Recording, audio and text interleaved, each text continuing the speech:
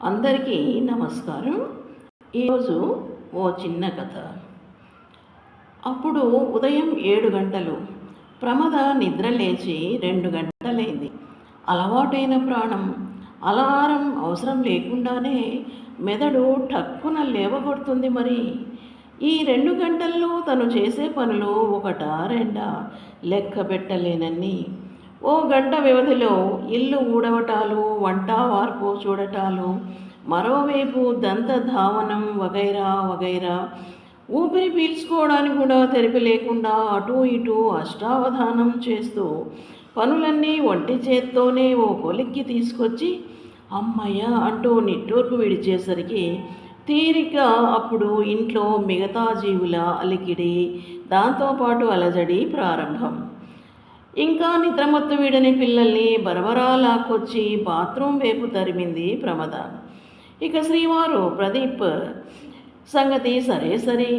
ఆయన గారు లేచాక న్యూస్ పేపర్ అంతా కంటతా పెట్టాక కానీ నిత్య కృత్యాల్లోకి దిగరు. ఈలోగా పిడుగులు పడినా సరే ఆ పేపర్ మాత్రం వదలరు, కదలరు. 3 పిల్లల్ని ఆయనతో కలిపెండోయ్ సిద్ధం చేశాక మధ్యాహ్నానికి క్యారియర్లు 4కి సర్ది టేబుల్ మీద టిఫిన్తో పాటు ప్లేట్లు పెట్టేసి అప్పుడు స్నానానికి బయలుదేరింది ప్రమద. మరుసటి రోజు వంటకు కావలసినవన్నీ, ఇంకా కట్టుకోవాల్సిన చీరతో పాటు ముందు రోజు రాత్రే సిద్ధం చేసుకోవడం ఆమె పాటించే ముందు జాగ్రత్త చర్యల్లో అతి ముఖ్యమైనవి. కాసింత ముందు చూపుతో, ఇంకా చెప్పాలంటే మునుపు ఎదుర్కొన్న చిరు చేదు అనుభవాలతో ఆమెకు అలవడిన ఓ అద్భుతమైన అలవాటది. దీనికి తోడు ఆమె గురుతర బాధ్యతల్లో భాగంగా అంతా ఆదమరచి నిద్రపోయాక మరుసటి రోజు పాఠాల ప్రిపరేషన్ కార్యక్రమం మామూలే.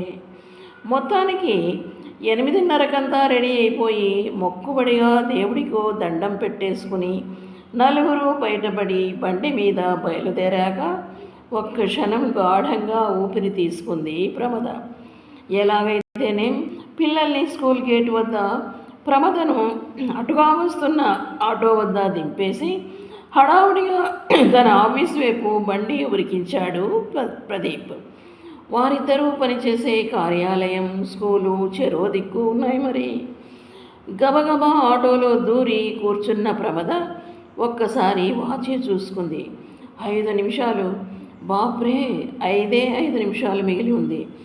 స్కూల్ గేట్ వద్ద చెంగున దూకి పరుగులాంటి నడకతో పడుతూ లేస్తూ వెళ్ళేసరికి జనగణమన చివరిలో ఉంది.